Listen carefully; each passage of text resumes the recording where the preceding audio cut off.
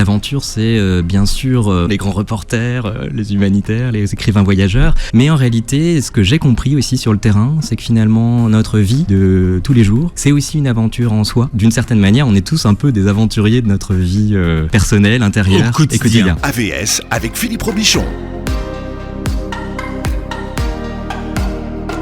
AVS, c'est pour à votre santé. Bonjour, bienvenue. On profite de l'été pour recevoir des profils qui changent de l'ordinaire. Mon invité s'appelle Nicolas Ngo. Bienvenue.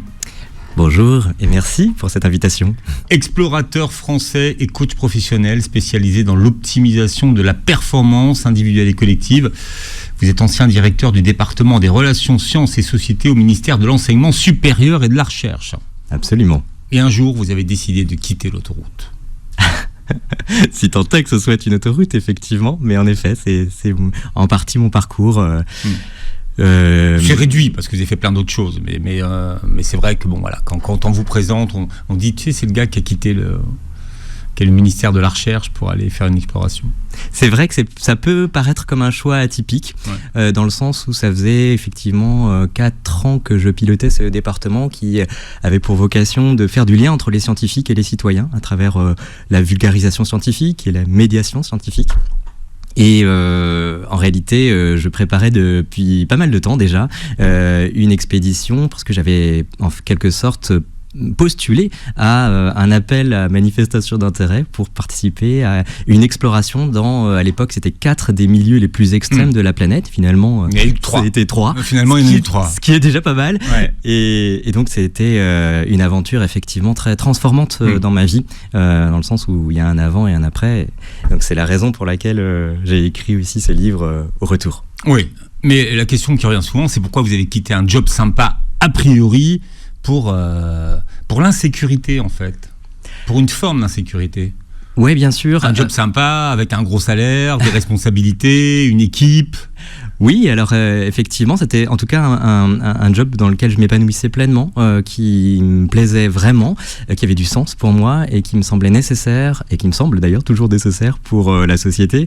Et puis, peut-être que tout simplement, j'avais besoin de vivre ma vie, ma propre vie, au sens où j'ai eu l'impression de beaucoup me consacrer en fait au bien commun, au service public.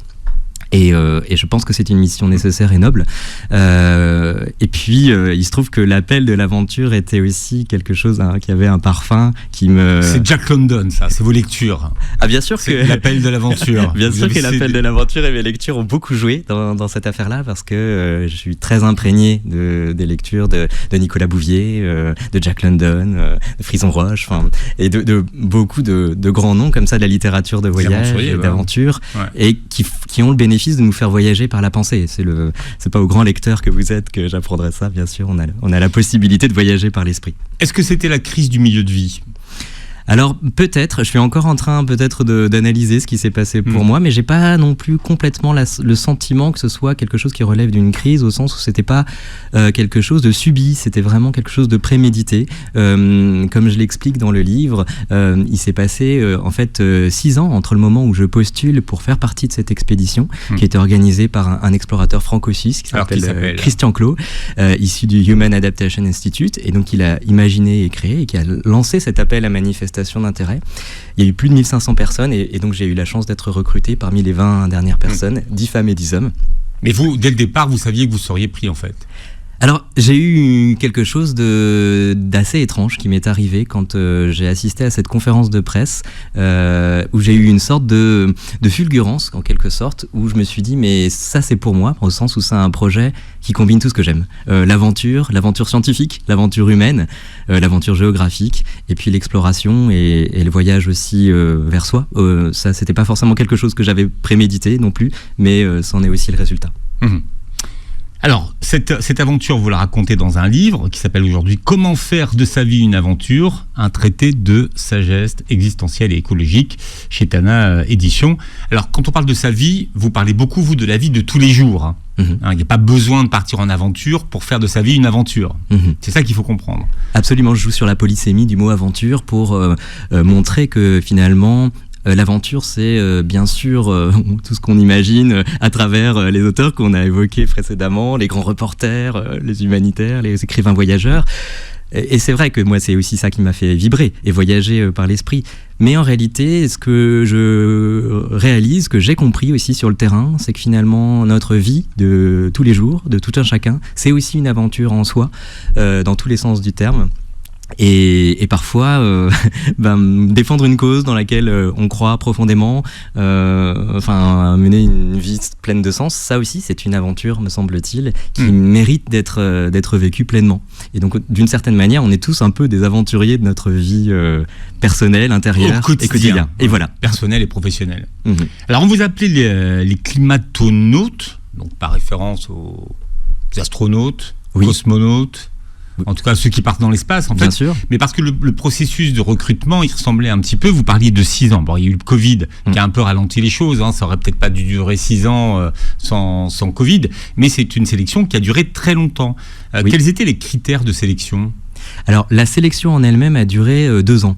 Donc, et ensuite, il y a eu des années de préparation, 4 ans, donc, qui nous ont séparés du grand départ. Et donc, au total, ça a fait effectivement 6 ans. Mais 2 ans de sélection, c'est déjà long. Et effectivement, en ce sens, c'est assez comparable. Et il y avait aussi quelques tests qui étaient un peu semblables. Et puis, ça a fait résonner mon imaginaire d'enfant, parce que moi, j'avais un grand rêve, c'était celui d'être astronaute. Donc, c'est vrai que à chaque fois que je passais une étape, j'avais l'impression de réaliser un peu plus mon rêve. Et donc les différentes étapes ont été la première assez classiquement d'envoyer un CV, une lettre, une candidature, quelques photos, etc. Puis ensuite quelle a été votre phrase d'accroche?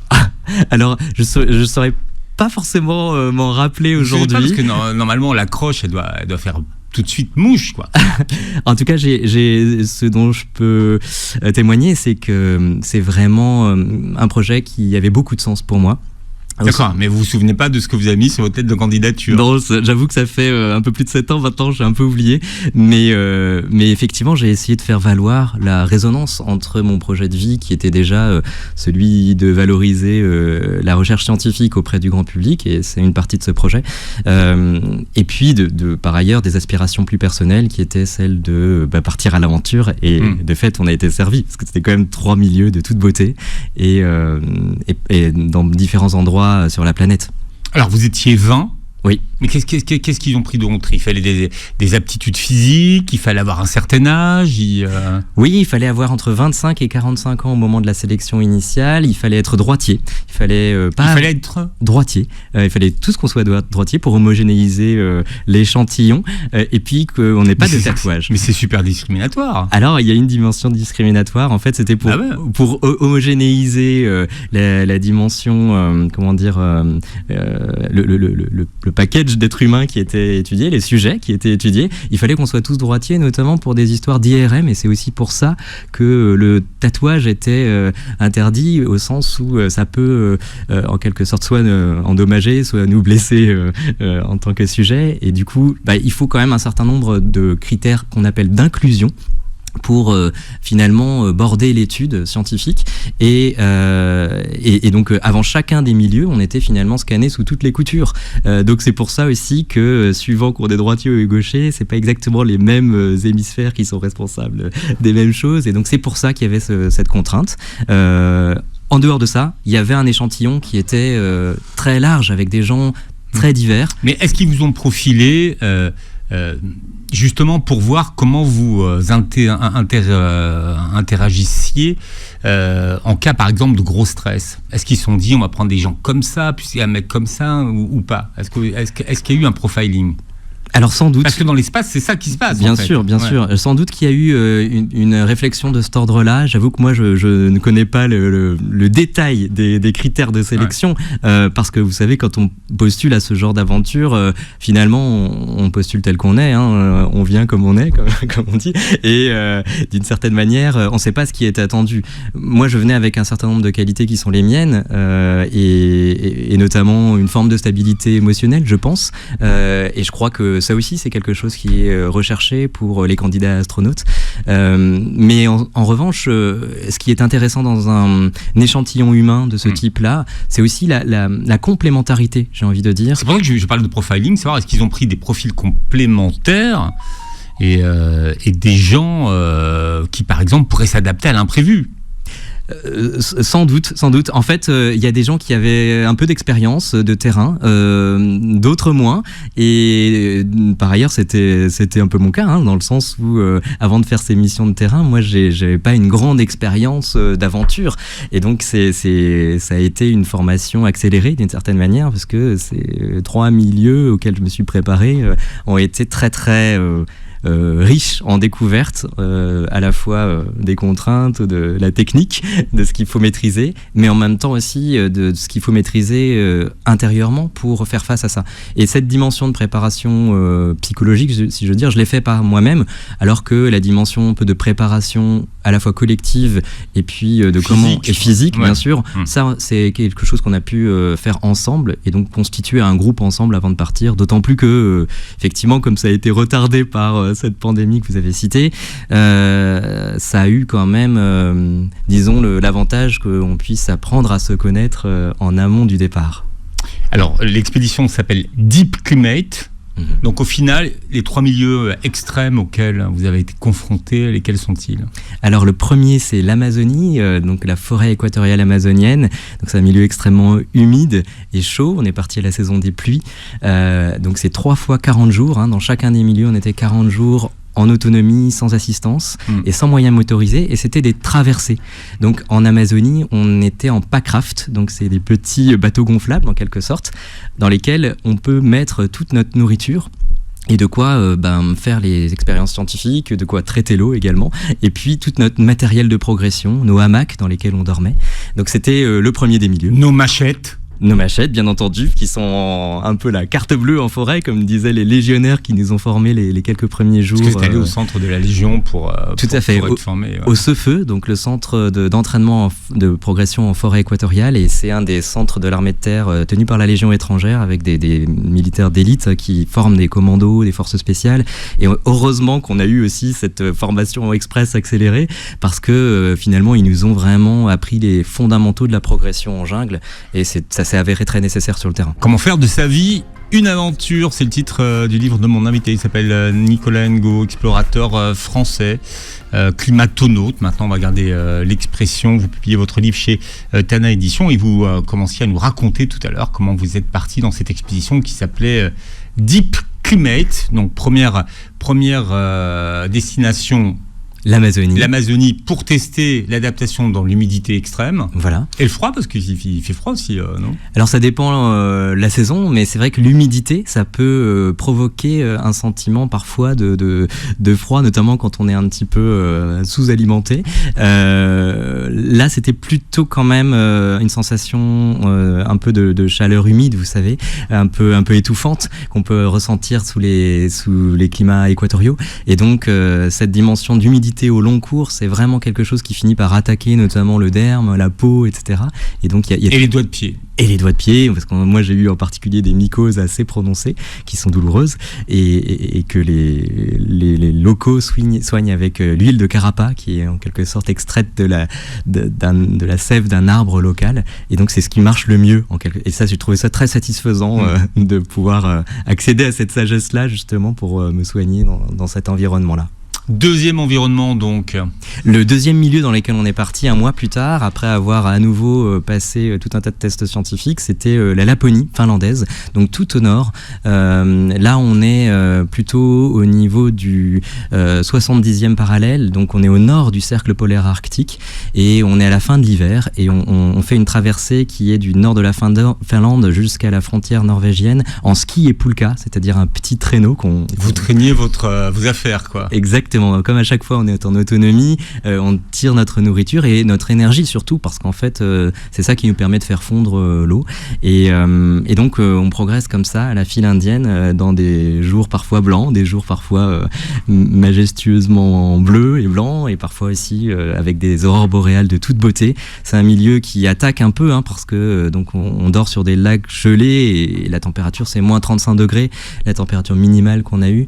C'est froid au sens où où c'est la permanence du froid qui est particulière. Je pense qu'on a tous connu un froid assez vif, assez mordant, mais c'est surtout le fait d'être constamment plongé dans ce froid et de pas pouvoir se réchauffer qui fait qu'au bout d'un moment, ce froid, il finit par attaquer en quelque sorte notre corps. Moi, j'ai eu des crevasses, des débuts d'engelures sur les doigts.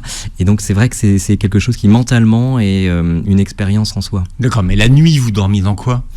On est donc dans des... Parce que vous disiez on dormait sous des lacs gelés, mais il y avait quelque chose pour vous recouvrir quand même. Oui, il y avait une tente. D'accord, voilà. Une petite tente. Ouais. Et puis des sacs de couchage. On met tout ce qu'on peut entre la glace et notre sac de couchage pour essayer de nous isoler. Mais en fait, faut vous dire que quand il fait moins 35 dehors, dans la tente, il fait à peine plus de moins 30. Donc c'est quand même... Et votre congélateur est à moins 18. Donc ça veut dire que on dort quand même dans des conditions où on est complètement enfermé quasiment dans son sac de couchage, et même si ce sont du très bon matériel, en fait c'est pas forcément fait pour ce genre de raid de plusieurs jours, plusieurs semaines, plus exactement. Mais quoi, vous aviez pas du matériel pro, vous étiez allé chez au vieux campeur, enfin je rigole, je taquine, mais vous étiez allé où pour récupérer votre matériel ? Alors, parce qu'on vous avait pas fourni le matériel. Hein. Alors, on vous avait fourni une liste, mais est-ce que le matériel, c'est vous qui l'avez acheté, non ? Si. Alors en fait, tout ce qui était au contact de notre peau, les sous-vêtements, etc., c'était nous qui en étions chargés. Ouais. Et c'est très important, notamment en Laponie, les chaussettes. Il y a plusieurs couches d'épaisseur pour résister à ces températures-là. En revanche, le matériel d'expédition était heureusement fourni par. Mais je parlais des vêtements, moi, de tout ce que vous aviez sur vous. Ouais, non, ça c'était quelque chose. Tout ce qui était au-delà de la première couche, c'était quelque chose qui nous était fourni. Ouais. Et c'était du matériel de très bon niveau. Et donc, et on a toujours l'impression qu'effectivement, le matériel va être quelque chose qui va nous protéger de façon très effective, efficace. Et c'est vrai, heureusement qu'on a ce matériel-là, sans quoi on survit pas très longtemps. En revanche, on arrive toujours à un moment aux limites de ce matériel-là. Et c'est là où en fait l'aventure commence, parce que on se rend compte que même avec le meilleur matériel, d'une certaine manière, on doit puiser aussi dans ses ressources intérieures. Donc ça, 40 jours également. Un tout petit peu moins, parce qu'il se trouve que il y a eu une grève, voilà, des dockers finlandais qui ont bloqué notre matériel, mais ça aussi, ça fait partie du sel de l'aventure. Donc c'était un petit peu moins de 40 jours, mais voilà, suffisamment pour que on sente l'impact du froid extrême sur notre corps, notre peau et notre psychologie. Et le troisième milieu alors ? Alors le troisième milieu, c'était en Arabie Saoudite, donc au milieu du désert du Nefoud. C'est un désert qui est au nord de l'Arabie, et c'est une zone qui est frontalière avec la Jordanie notamment. Et donc on a en tête les images du Wadi Rum, et c'est un magnifique désert qui est à la fois très varié, plein de sable, mais aussi de roches. Et donc on allait de puits en puits en tirant des petits chariots à pied, dans lesquels on transportait toute notre eau entre deux puits, donc on avait 8 litres par jour par personne, notre nourriture, et alors ça paraît beaucoup 8 litres, en réalité c'est pas tant que ça, parce que en fait on sue beaucoup dans ces milieux-là, et puis il faut se dire aussi que cette eau-là elle sert à réhydrater notre nourriture, et le reste, quand il en reste, à faire un tout petit peu de toilette pour rester, en fait j'ose pas dire propre, parce que c'est pas vraiment le terme, mais plutôt de préserver ses pieds et nos moyens de progression. Parce que sinon ça sentait la transpiration. Oui, c'est sûr que l'hygiène n'est pas forcément le point fort de ce genre d'aventure, on va dire. Exactement. D'aucun d'ailleurs, ni le froid, ni l'humidité, ni... Non, c'est sûr. Après, ce qu'on s'imagine pas aussi, c'est qu'on vit de toute façon tout le temps dehors. Donc on est au grand air, c'est pas comme dans nos vies citadines et urbaines où on est un peu dans des milieux confinés. Et donc c'est vrai que même si on sent un peu le chameau, ça gêne finalement peu de gens. Personne, ouais, voilà. Et les chameaux finissent par nous reconnaître parmi leurs pairs. C'est un signe ultime d'adaptation d'une certaine manière. Qu'est-ce que vous avez appris sur vous-même ? Beaucoup de choses. Que vous ne soupçonniez pas en fait. Alors d'abord, j'ai compris au terme de cette aventure-là que j'étais capable de faire des choses vraiment difficiles et de creuser en moi pour aller chercher des ressources que j'espérais avoir, mais que j'étais pas complètement sûr. Et donc avoir fait cette expérience-là, d'une certaine manière, je me suis prouvé à moi-même que j'étais capable de faire des choses compliquées et difficiles. Et puis, il y a aussi autre chose qui vraiment m'a m'a transformé, j'ai envie de dire, c'est que j'ai eu l'impression qu'il y avait quelque chose de l'ordre d'un rite initiatique, quoi. C'est-à-dire que je ne suis plus le même homme que celui qui est parti avant et celui qui est rentré ensuite. Tout simplement parce que là aussi, c'était quelque chose de l'ordre d'une épreuve. Et voilà, venir témoigner à ce micro, oser poser ma parole sur mes émotions, sur mes forces, mes vulnérabilités, c'est aussi quelque chose que je ne sais pas si j'aurais su le faire avant. Aujourd'hui, je suis heureux de partager cette expérience à travers ce livre, à travers des invitations comme celle que vous me faites le plaisir de me faire aujourd'hui.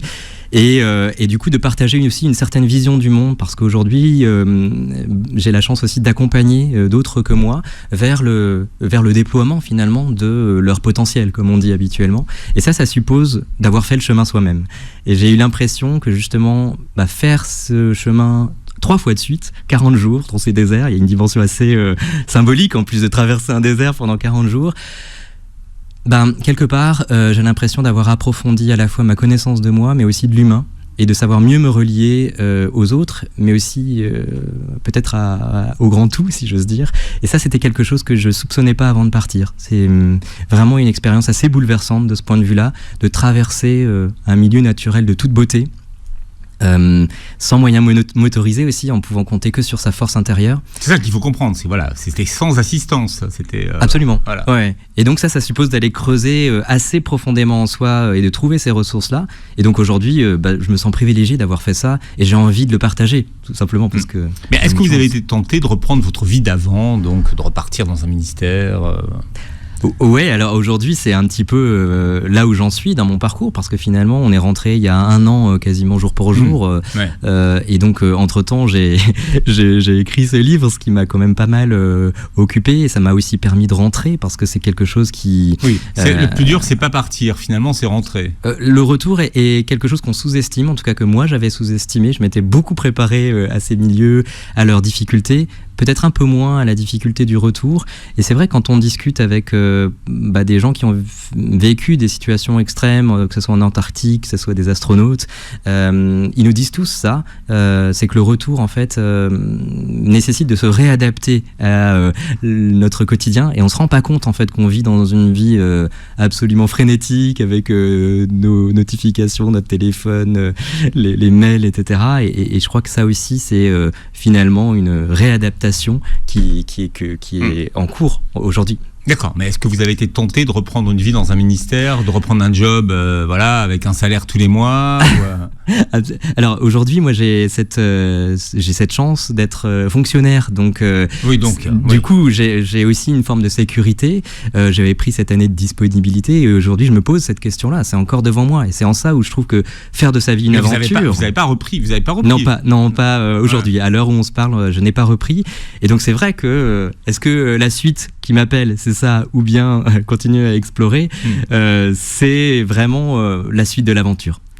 Est-ce que vous vous ennuyez un petit peu là au quotidien, en se disant finalement alors en fait c'est calme, il se passe pas grand chose aujourd'hui? Alors je suis quelqu'un qui s'ennuie assez peu de manière générale, parce que j'ai la chance d'aimer lire notamment, et d'aimer partager aussi, et j'ai aussi vécu une aventure dont j'ai l'impression de rentrer riche de plusieurs vies, d'une certaine manière. Et donc ça, c'est vrai que avoir cette chance de partager ça à travers des conférences, à travers des médias et des choses comme ça, c'est quelque chose de très très exaltant. Donc je m'ennuie pas du tout, pour répondre avec mais le cerveau en veut toujours plus. Oui, bien sûr, et j'ai bien sûr hâte de... En général, le cerveau, il s'arrête pas. Bon, c'est fait, mais en général, il veut sa dose. C'est vrai, il y a une forme d'exigence, et la routine peut... J'aime bien cette phrase, vous savez, qui dit « Vous pensez que l'aventure est dangereuse, essayez la routine, elle est mortelle. » Et c'est vrai que la routine peut avoir cette dimension-là.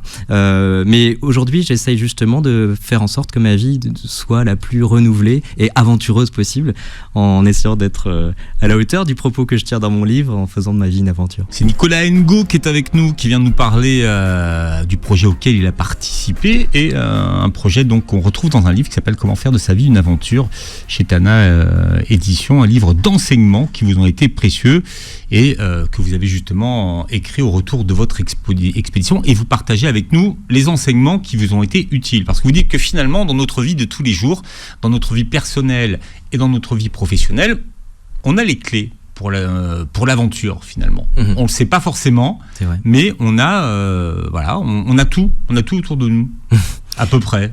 En tout cas, ce que j'essaye d'expliquer dans le livre, qui n'est pas le récit à proprement parler de Quelle cette expédition, aventure, ouais. voilà. Mais en revanche, c'est les enseignements que j'ai pu en tirer et que je ramène pour aussi que chacun qui n'a pas eu cette chance de vivre une telle aventure puisse exploiter ces enseignements pour sa vie, justement, quotidienne, de tous les jours. Et il y a quelques enseignements comme ça que je peux partager qui sont tout au début du livre, donc je ne crois pas que que je divulgage le livre, mais en tout cas, il y a cette dimension de savoir partir, de savoir oser se faire confiance et écouter un petit peu cette petite voix qu'on appelle notre intuition ou autrement, comme on veut, mais en tout cas...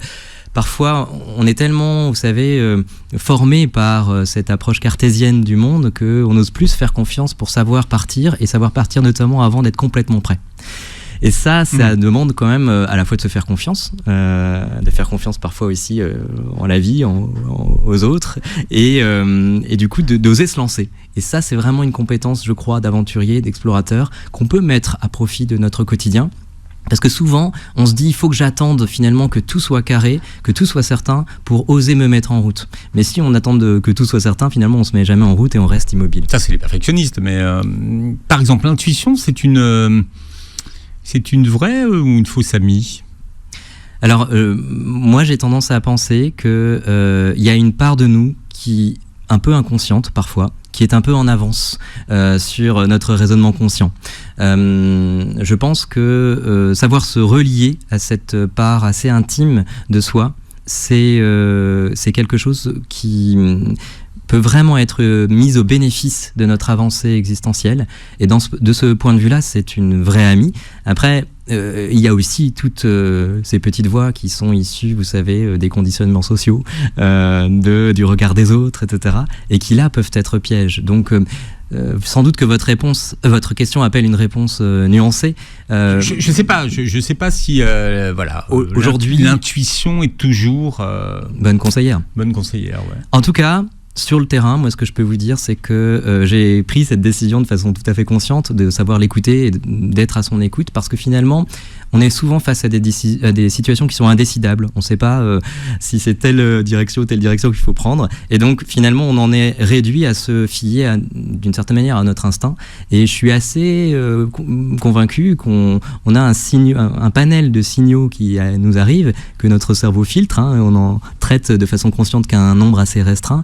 Et que parfois, se mettre à l'écoute, notamment quand on est dans la nature de l'ensemble de ces signaux, et l'intuition peut être un vecteur pour cela, eh bien, ça peut être vraiment quelque chose qui soit nous sauve la vie, concrètement, en expédition, ou bien tout simplement nous aiguille, nous met sur le bon chemin quand on doit faire un choix dans notre vie quotidienne.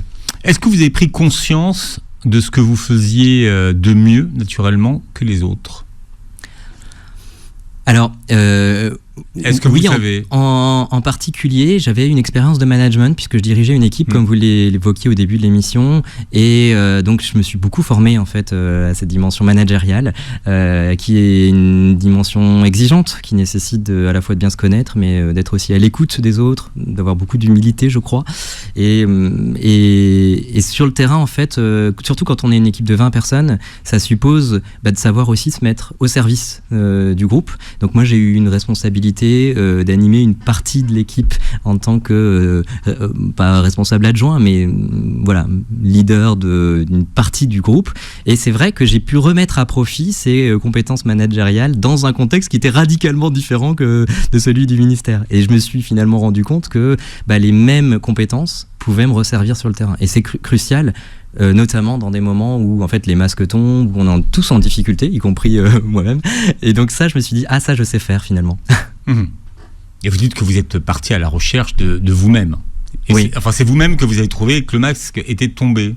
Oui, je crois que c'est la vertu des grands voyages et des vrais voyages. Aujourd'hui, souvent quand on voyage, on fait plus du tourisme qu'autre chose, et pourquoi pas, j'ai pas du tout de condamnation par rapport à ça, mais ce que j'appelle le vrai voyage, ou encore plus le voyage d'aventure ou l'exploration, c'est quand on ne sait pas exactement ce qu'on va trouver. Et c'est vrai que quand on se met à l'écoute des gens qui ont voyagé comme ça, et moi en tout cas c'est mon cas, souvent on rencontre quelqu'un sur le chemin et ce quelqu'un nous ressemble étrangement d'une certaine manière, au sens où c'est quelqu'un d'un peu plus avancé sur le chemin, un peu plus sage peut-être, et finalement c'est souvent à la rencontre de soi-même qu'on part sans le savoir au départ. Un voyage se passe de motifs, disait Nicolas Bouvier, mais c'est vrai que ça aide à se connaître soi-même. En quoi la conception de la crise des Chinois est-elle propice au changement, selon vous? Alors, comment les Chinois conçoivent-ils la crise? Alors, c'est vrai que j'ai un passage sur cet idéogramme chinois qui fait de la crise, en fait, l'association de deux signes qui sont danger et opportunité.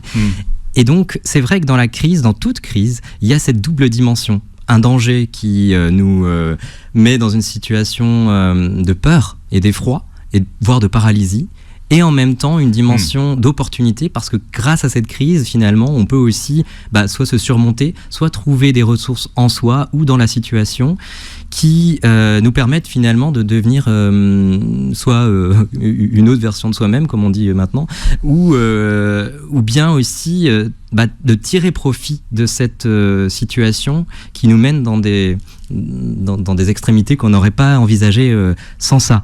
Et donc c'est vrai que c'est une façon de regarder les choses qui me semble vertueuse.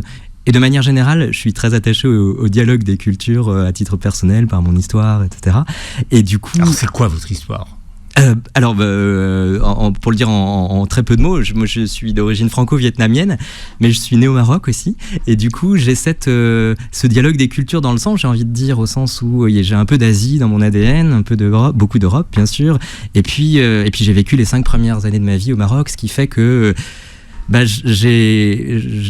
vrai que l'exploration m'appelle, le voyage, l'altérité me parle beaucoup, et donc parfois il y a certaines langues qui ont dans leur vocabulaire des conceptions de la réalité qui nous sont étrangères quand on est un peu enfermé dans sa propre culture. Et donc c'est en ça aussi où le voyage est un voyage vers l'autre, bien sûr, un voyage vers soi, et un voyage vers d'autres cultures. Alors vous aviez envisagé le pire avant de partir. Vous aviez écrit votre testament. Ouais. Donc vous pensiez que vous pourriez en mourir ? Alors disons que ça faisait partie effectivement des éventualités. C'était tout à fait conscient que bien sûr tout est fait dans ce genre de projet pour que ce genre d'extrémité n'arrive pas. Mais n'empêche que c'est ça aussi qui différencie un voyage, même un voyage aventureux et un voyage de tourisme, d'une expédition. C'est qu'il y a beaucoup de choses d'imprévues qui peuvent se passer, et notamment des catastrophes. Et donc là, quand on part à 20 personnes qui ne sont pas des spécialistes de l'aventure au départ, on envisage aussi ce genre d'extrémité. On envisage aussi le fait que, comme on part sans moyen de communication, le pire puisse arriver pour nos proches. Et ça, il faut l'accepter. Vous n'aviez pas un téléphone satellitaire On en avait un. Ce qu'il faut se dire, c'est que ça passe pas systématiquement, notamment dans la forêt amazonienne, quand on est sous la canopée. C'est le temps que ça s'aligne avec les satellites, on a le temps d'y passer plusieurs fois. Mais quoi qu'il en soit, c'est vrai que c'est pas parce qu'on se prépare au pire que ça arrive. Et donc, moi, j'ai préféré envisager cette possibilité-là en écrivant effectivement un testament avant de partir, et d'une certaine manière, ça m'a sécurisé. Alors pour ceux que ça intéresse, vous expliquez comment on passe de sa zone de confort à sa zone de grandeur. Vous regarderez à peu près les différentes étapes. Oui, c'est vrai que quand on sort un peu de cette zone de confort, c'est un concept maintenant qui est bien connu, on rentre dans cette zone d'apprentissage qui est un petit peu incertaine, un petit peu parfois effrayante, mais c'est aussi là où on est souvent le plus vivant, le plus vibrant, et où on se sent le plus libre, je crois. Ouais.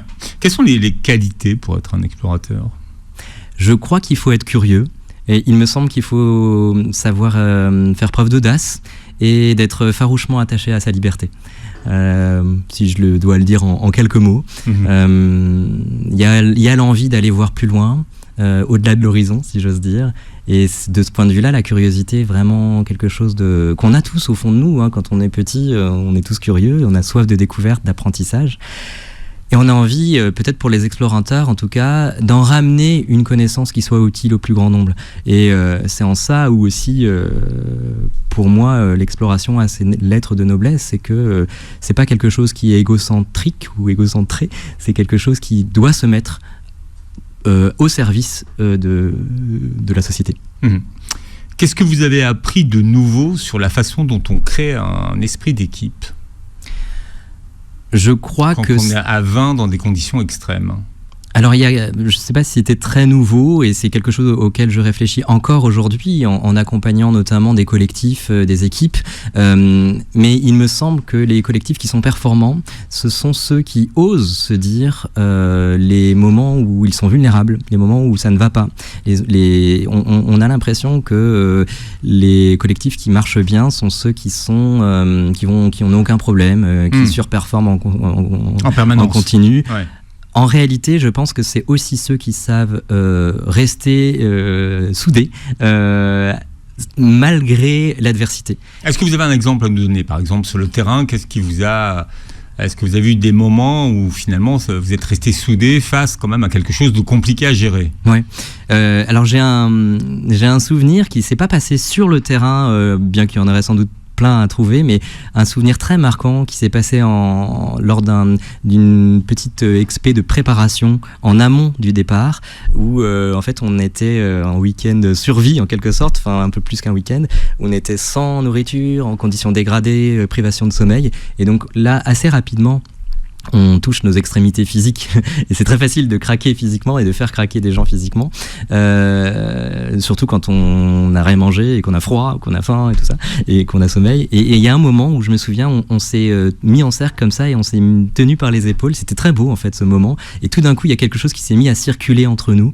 Et j'ai eu l'impression, parfois on parle d'intelligence collective, quand la somme des individus fait plus que la somme des parties en quelque sorte. Donc le tout est supérieur à la somme des parties. C'est peut-être ça la définition de l'intelligence collective, quand tout le monde se met au service d'une vision partagée Et là, le but était très clair, c'était d'arriver au bout de chacune de ces missions en bonne santé, et de ce point de vue, c'était une réussite. C'est un vrai sujet, ça, l'intelligence collective. Oui, j'en suis convaincu, et je crois qu'aujourd'hui, on a vraiment besoin de personnes qui savent un petit peu favoriser les conditions d'émergence de cette intelligence collective.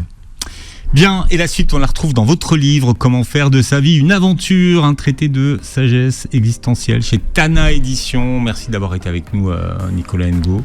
Merci beaucoup de votre invitation. Vous réécouterez l'émission en podcast sur beurrefm.net et sur les plateformes qui reprennent l'émission, et vous verrez la vidéo sur la chaîne YouTube. Merci et passez une très belle journée santé sur Beurre FM.